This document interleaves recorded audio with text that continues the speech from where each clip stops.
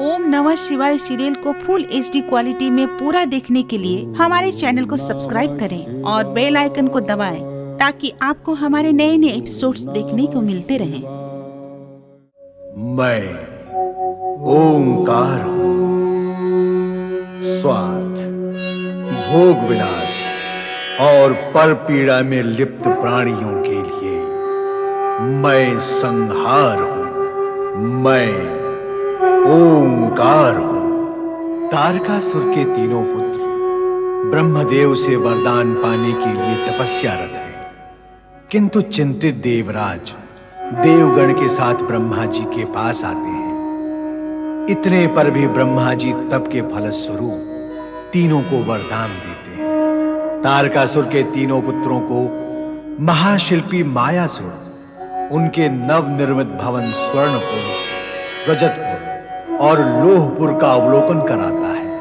अपनी सुरक्षा का विचार कर तर्क वितर्क के पश्चात तीनों असुर शिव आराधना का निश्चय करते हैं। उधर ब्रह्मा द्वारा प्रताड़ित होकर देवराज देवगण के साथ लौटते हैं, तो मार्ग में उन्हें देवर्षि नारद मिलते हैं। श्रीमन्नारायण नारायण नारायण। देवराज, ये क्या? आप सभी देवगण के मुख श्रीहीन और विषादपूर्ण क्यों हैं? सब कुशल मंगल तो है ना? देवर्षि, कुशल मंगल हो तो चेहरे श्रीपूर्ण और हर्षयुक्त लगते हैं, किंतु हमारी समस्या और निराशा का तो कोई अंत ही दिखाई नहीं देता। और ब्रह्मदेव कहते हैं कि हम शक्ति के भंडार हैं। भंडार तो ब्रह्मदेव है वरदानों के, असुरगण तो वरदानों के एकमात्र अधिकारी हैं। इन वरदानों से उत्पन्न शक्ति का सारा भंडार तो असुरों के पास है। अब हमारी शक्ति कहां तक वार करेगी? नारायण नारायण, इसमें कोई संदेह ही नहीं कि परमपिता ब्रह्मा जी असुरों को वरदान देने में तनिक भी संकोच नहीं करते। परंतु विचारणीय बात यह है कि ऐसी स्थिति में बार बार आप अपने स्वाभिमान का विचार न करते हुए परमपिता ब्रह्मा जी की शरण में क्यों पहुंच जाते हैं? तो फिर कहां जाएं? बार बार ब्रह्मदेव की शरण में जाकर सुरक्षा की याचना करने में हमें भी भला नहीं लगता, फिर भी आना पड़ता है। यदि ब्रह्मदेव असुरों को वरदान देना बंद कर दें तो हम केवल उनके दर्शनों के लिए ही आया करें, किंतु इस बार बार वरदान देने के क्रम ने हमारी ये बार बार की यात्रा बना रखी है। देवर्षि, मैं आपकी पीड़ा समझ रहा हूं देवराज। मैं परमपिता ब्रह्मा जी का मानस पुत्र हूं, इसलिए उनका पक्ष लेकर आपके पक्ष को मैं दुर्बल नहीं करूंगा। इतने पर भी मुझे ये कहने में संकोच नहीं है कि मुझे आपकी बुद्धि पर दया आ रही है। आपका अभिप्राय है कि हमारी बुद्धि भ्रष्ट हो चुकी है? भ्रष्ट नहीं देवराज, नष्ट हो चुकी है। इतने समय से आप केवल उसी वरदान की चर्चा कर रहे हैं जो परमपिता ब्रह्मा जी ने असुरों को दिया था, और इस समय भी आप परमपिता ब्रह्मा जी से उसी विषय पर चर्चा करके लौट रहे हैं, है ना? संपूर्ण कष्टों का मूल तो ये वरदान ही है देवर्षि। केवल आपके लिए, उन असुरों के लिए नहीं। बुद्धि को आने जाने के लिए मार्ग दें देवराज, मार्ग दें।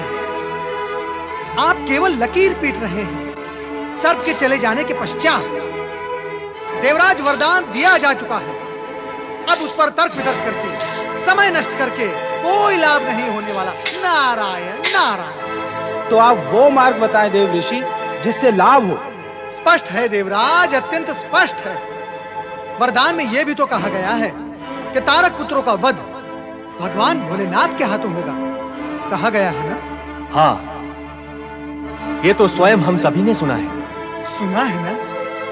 सुना है ना आपने देवराज? तो अब आप अपना ध्यान भगवान भोलेनाथ पर केंद्रित करें। इसमें परमपिता ब्रह्मा जी कुछ नहीं कर सकते। वे वरदान दे चुके हैं, अब वो वापस नहीं ले सकते। परंतु भगवान भोलेनाथ इन सभी झंझटों से मुक्त हैं। उनके पास मुक्ति का मार्ग है। आप उनके पास जाइए और उन्हें असुरों का वध करने के लिए प्रेरित कीजिए। नारायण नारायण। अरे, इस पर तो हमने विचार ही नहीं किया। विकार हटे, मार्ग दे, तो विचार आगे आएगा ना देवराज। ये भय बड़ा भयंकर विकार है, विचार के देव शिशु को अटका देता है। सत्य कहते हैं देवर्षि, सत्य कहते हैं। नारायण नारायण, आप मुझे स्मरण करके ये बताएं, क्या मैंने कभी असत्य कहा है? सर्वथा नहीं। तो देवर्षि, अब हम कैलाश की ओर प्रस्थान करते हैं। अवश्य।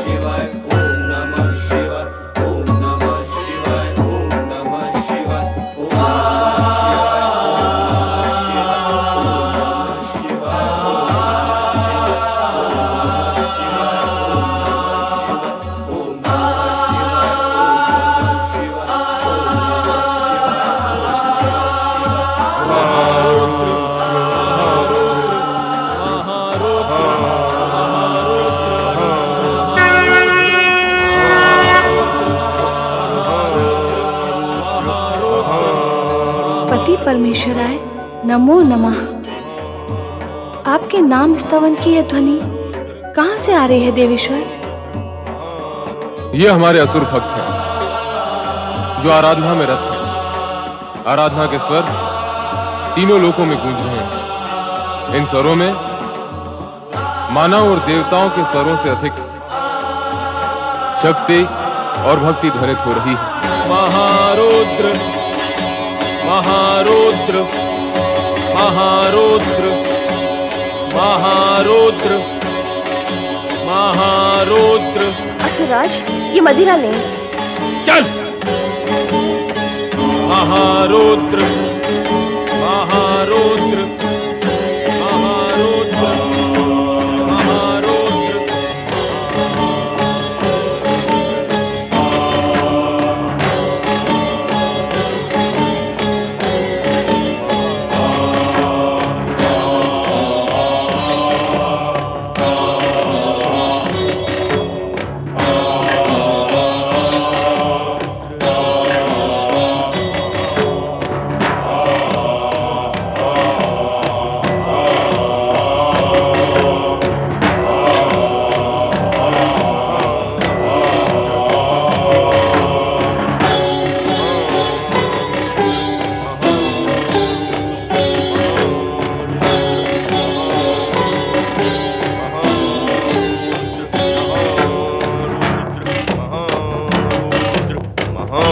स्वामी तो भगवान शिव की भक्ति में लीन है।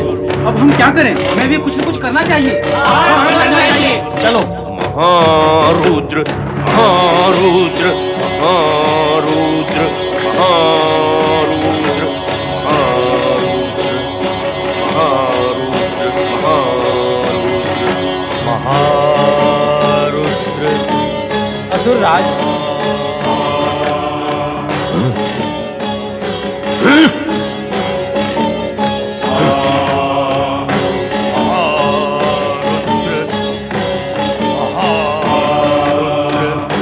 देवऋषि ने हमें उचित मार्ग बताया। हाँ, वे सदा उचित मंत्रणा ही देते हैं।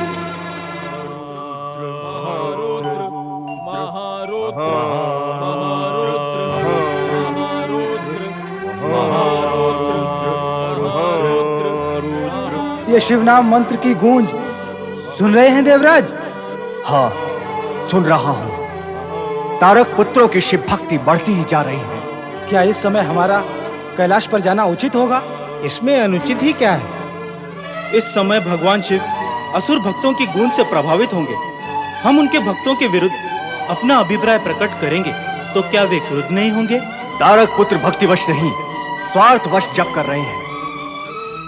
देवर्षि के परामर्श के अनुसार भगवान शिव की शरण में जाने के अतिरिक्त अन्य कोई उपाय नहीं है हमारे पास। आओ चले।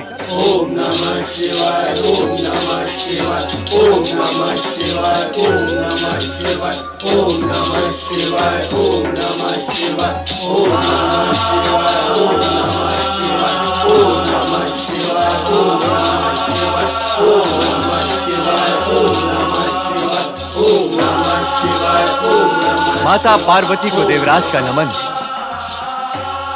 जय शिव शंकर, जय शिव शंकर, हर हर महादेव, हर हर महादेव, हर हर महादेव, हर हर महादेव, हर हर महादेव। हर हर महादेव। कहो देवराज, कैसे आना हुआ?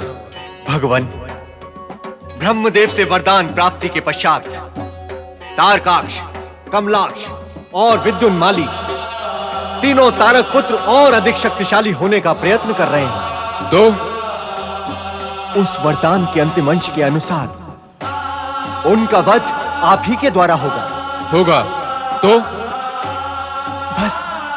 बस यही निवेदन करने आए थे देवेश्वर कि यदि शीघ्र ही उनके वध का कुछ उपाय कर दें तो। देवराज इंद्र, उन तीनों का वध कब और किन परिस्थितियों में होगा, ये एक भिन्न विषय है। वर्तमान में वे तीनों हमारे भक्त हैं और अपने भक्त के विरुद्ध अथवा अहित में सुनना मुझे सहन नहीं होगा। असुरों से भयभीत रहना तथा उनके विनाश के उपाय सोचते रहना आपका स्वभाव बन गया है। परंतु देवेश्वर, ये सब अकारण तो नहीं है। एक की दुष्टता दूसरे को दुष्ट बनाने में कारण कैसे बन सकती है? एक का पाप किसी अन्य को पापी कैसे बना सकता है? संपूर्ण जगत परिवर्तन और विकासशील है। सदिच्छा और सद्भावना से किसी सद्गुणी को देखकर सद्गुणी बन जाना मन, बुद्धि और आत्मा ही नहीं, पंच तत्वों को भी स्वीकार है। किंतु किसी अवगुणी को देखकर अवगुणी बन जाना तो पैरों तले की मिट्टी को भी स्वीकार नहीं। फिर तुम्हें कैसे स्वीकार है देवराज? सत्य यह भी है भगवान कि असुर शक्ति पाकर उस शक्ति का दुरुपयोग करते हैं। सत्य तो यह भी है कि सुर हो अथवा असुर, जिस किसी ने भी शक्ति का दुरुपयोग किया है विधि ने उसका विनाश कर डाला है। देवराज, क्या आप एक ऐसा उदाहरण दे सकते हैं जब किसी ने शक्ति का दुरुपयोग किया हो और उसका कोई नाम लेने वाला शेष रह गया हो, अथवा जब किसी ने शक्ति का सदुपयोग किया हो और तीनों लोकों में उसके नाम की जय जयकार का डंका न बजा? नहीं भगवान, ऐसा तो कोई उदाहरण नहीं है भी नहीं और भविष्य में कभी होगा भी नहीं। जगत के प्राणी भले ही दुष्ट की दुष्टता को विवशतावश अथवा कर्म फल के कारण सहन कर लें, पर प्रकृति कभी दुष्ट की दुष्टता को सहन नहीं करती। समय पूरा होने पर उसके अस्तित्व पर पूर्ण विराम लगा देती है। इसलिए देवराज, समय की प्रतीक्षा करो। असुर भक्ति में लगकर सदाचरण के मार्ग पर बढ़ रहे हैं। ऐसे में प्रकृति का कोई भी नियम उनके मार्ग में बाधक नहीं बन सकता और भविष्य में ऐसी नीति विरुद्ध याचना लेकर कैलाश पर न आए। देवराज अभी तक नहीं लौटे। वे ब्रह्मलोक गए हैं।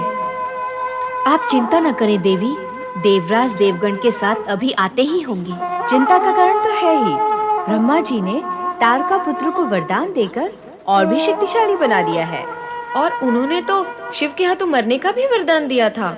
इससे पूर्व ब्रह्मा जी ने उनके पिता तारकासुर को शिव पुत्र के हाथों मरने का वरदान दिया था और फिर उसने स्वर्ग लोक पर अधिकार कर लिया था। संभवतः इसी चिंता के निवारण के लिए देवराज प्रयत्नशील हैं। परंतु देवी, कहीं ऐसा ना हो कि देवराज आ गए हैं।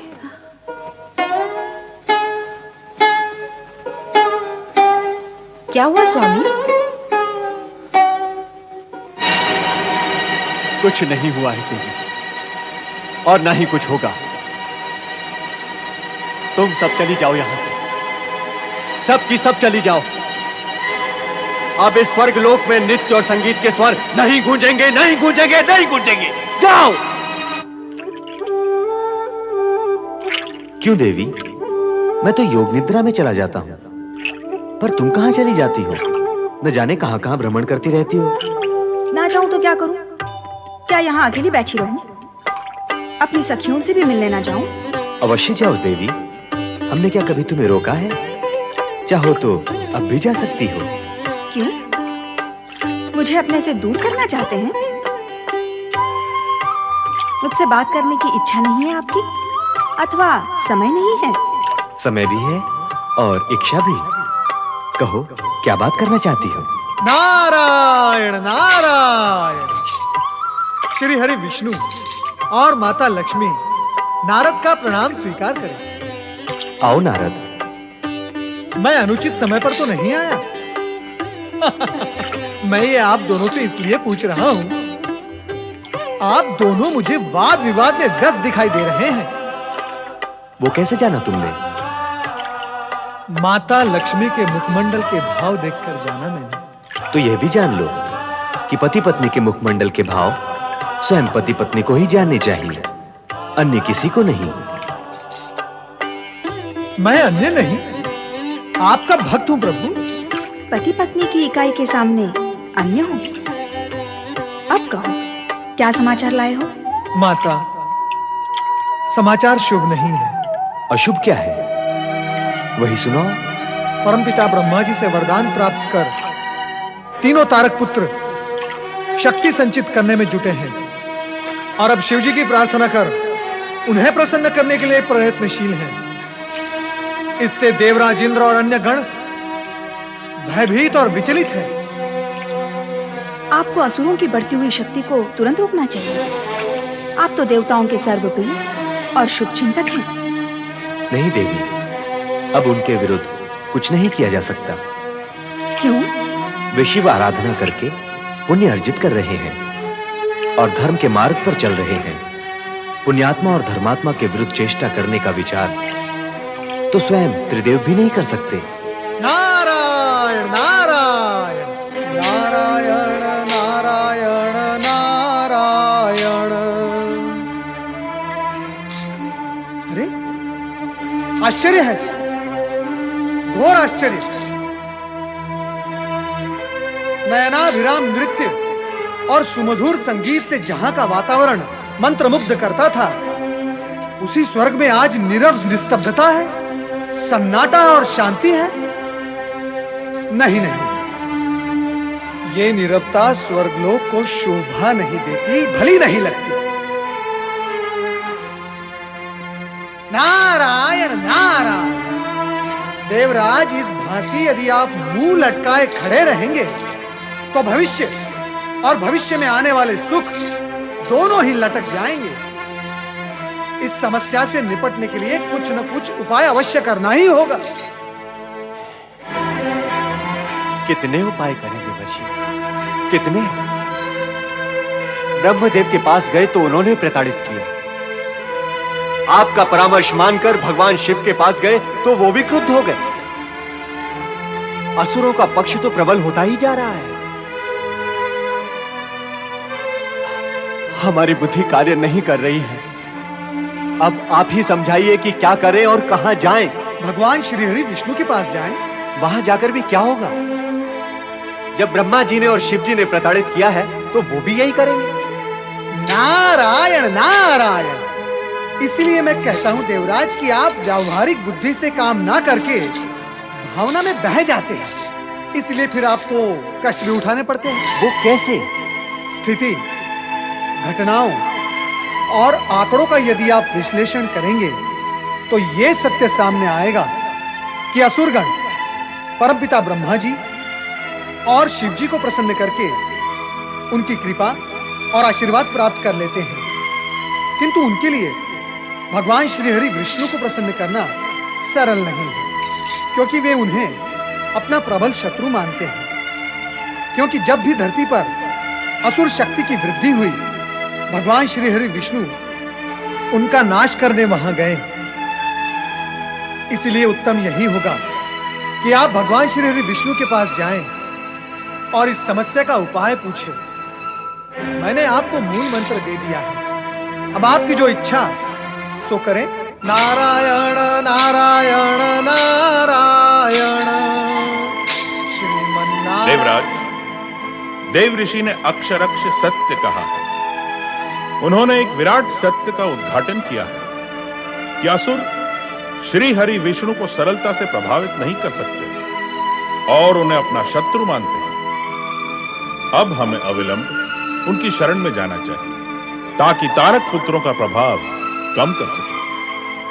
हम श्री हरि विष्णु के पास अवश्य जाएंगे। जगत पालन करता श्री हरि विष्णु की जय हो। विष्णु प्रिया माता लक्ष्मी की जय हो। कहो देवराज, आज इस ओर कैसे आगमन हुआ? श्री हरि देवर्षि नारद की प्रेरणा से आए हैं यहाँ। क्या कोई विशेष प्रयोजन है? श्री हरि आपकी शरण में विशेष प्रयोजन से ही आए हैं।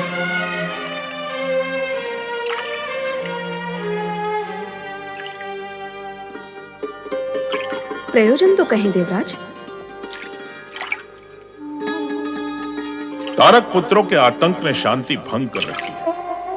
वो दिन प्रतिदिन शक्तिशाली होते जा रहे हैं। उन्हें ब्रह्मदेव का वरदान प्राप्त है। अब तो वो शिव आराधना भी करने लगे हैं। ब्रह्मदेव के पश्चात अब वो शिव के भी प्रिय हो गए हैं। आपको भय है देवराज? कहीं अब वो मेरे भी प्रिय ना हो जाएं? भय का भाव तो विस्तार पा रहा है प्रभु। स्थितियां ही प्रतिकूल है। स्थिति को अनुकूल बनाए देवराज, भय भाग जाएगा। भगवान, वो कैसे होगा? असुरों की शक्ति को क्षीण करके। शक्ति क्षीण करके? उनकी शक्ति क्षीण कैसे होगी प्रभु? धर्म भ्रष्ट करके और उन्हें शिव भक्ति से विमुख करके। यही एकमात्र उपाय है तारक पुत्रों को शक्तिहीन करके उनका वध करने का।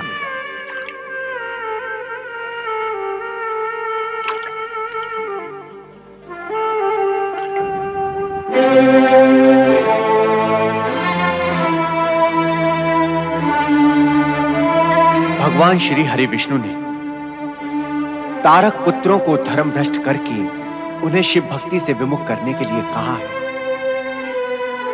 परंतु ये नहीं बताया कि ये होगा कैसे। ये तो देवराज श्री हरि विष्णु से उसी समय पूछना था। कैसे पूछते?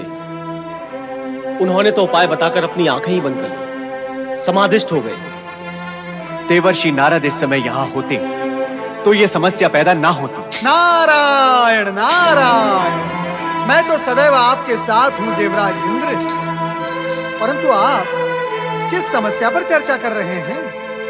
देवर्षि, भगवान श्री हरि विष्णु ने तारक पुत्रों को धर्म भ्रष्ट करके उन्हें शिव भक्ति से विमुख करने के लिए कहा है, परंतु ये नहीं बताया कि ये होगा कैसे।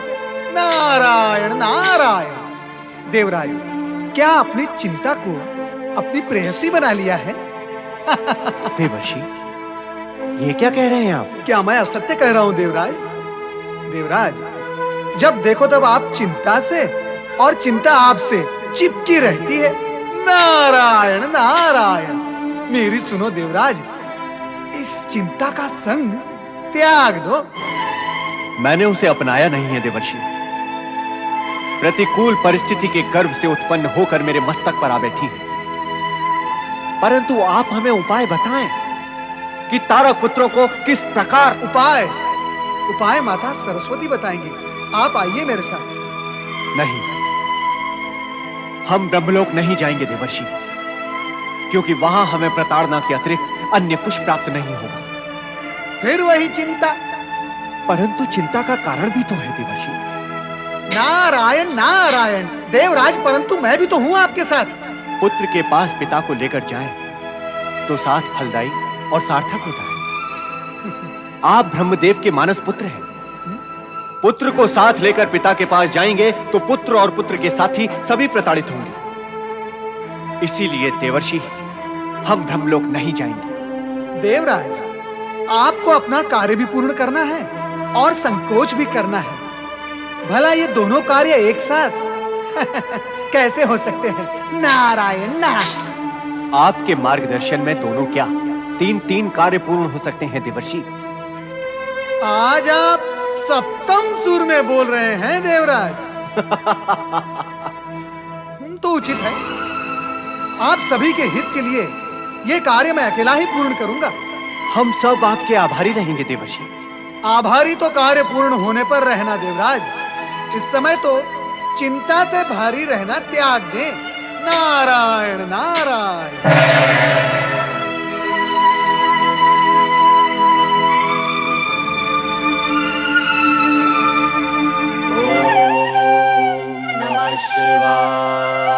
ओम नमः शिवाय। ओम नमः शिवाय। ओम नमः शिवाय।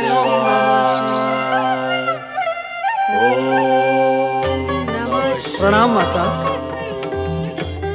आओ नारद, मैं तुम्हारी ही प्रतीक्षा कर रही थी। मेरी प्रतीक्षा किस लिए माता?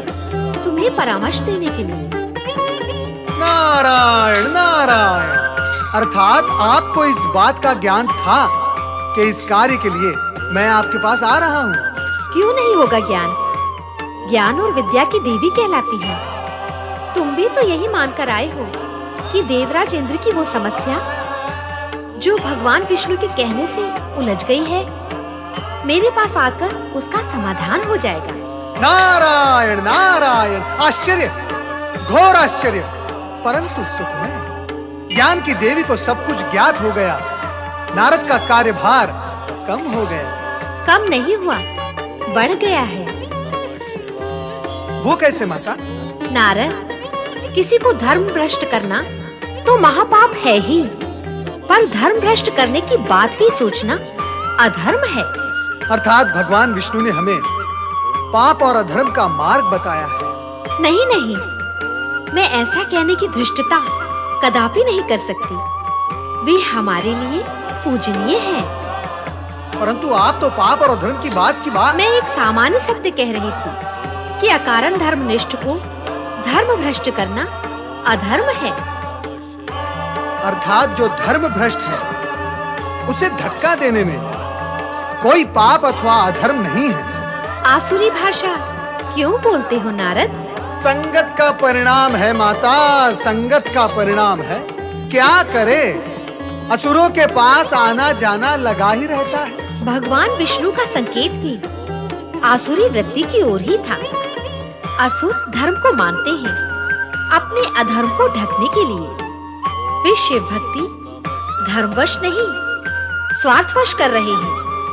कितनी भी भक्ति कर लें, पर अपनी आसुरी वृत्ति कभी नहीं त्याग सकती। ना त्यागे आसुरी वृत्ति, परंतु धर्म वृत्ति कैसे त्यागेंगे? आप मुझे ये बताएं। नहीं नारद, धर्म वृत्ति त्यागने की चर्चा किसी के भी हित में नहीं होगी। इसीलिए अपने प्रश्न को व्यवस्थित करो और पूछो कि असुर धर्म वृत्ति को कैसे त्यागेंगे। मेरा अभिप्राय भी यही है। धर्मात्माओं को बाधा पहुंचाने की कल्पना तो मैं भी नहीं कर सकता। नारद, तुम तो तीनों लोकों में भ्रमण करते हो। तुमने तो स्वयं ही इस सत्य को देखा और जाना होगा कि भोग विलास और ईश्वर द्रोह में लिप्त रहने वाले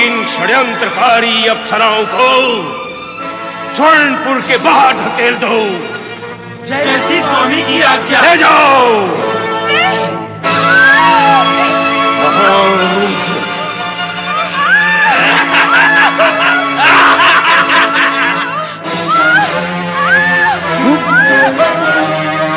अरे ये तो अप्सराएं हैं। हाँ, मेनका और रंभा। लगता है उन दुष्ट तारक पुत्रों ने इन्हें। रंभा, मेनका, शांत हो जाओ। शांत हो जाओ रंभा। मेनका, शांत हो जाओ। शांत हो जाओ। आओ स्वर्गलोक चलें।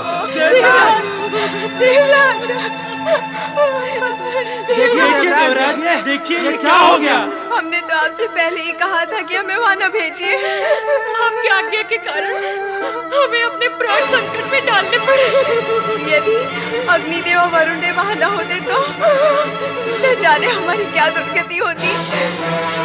उन्हें ये ज्ञात हो गया है देवराज कि आपने ही हमें भेजा था। अब उनका क्रोध तो आप पर बरसेगा।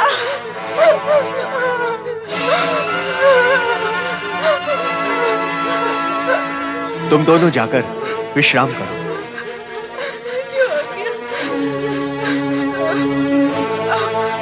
बताएं गुरुदेव, अब हमें क्या करना चाहिए?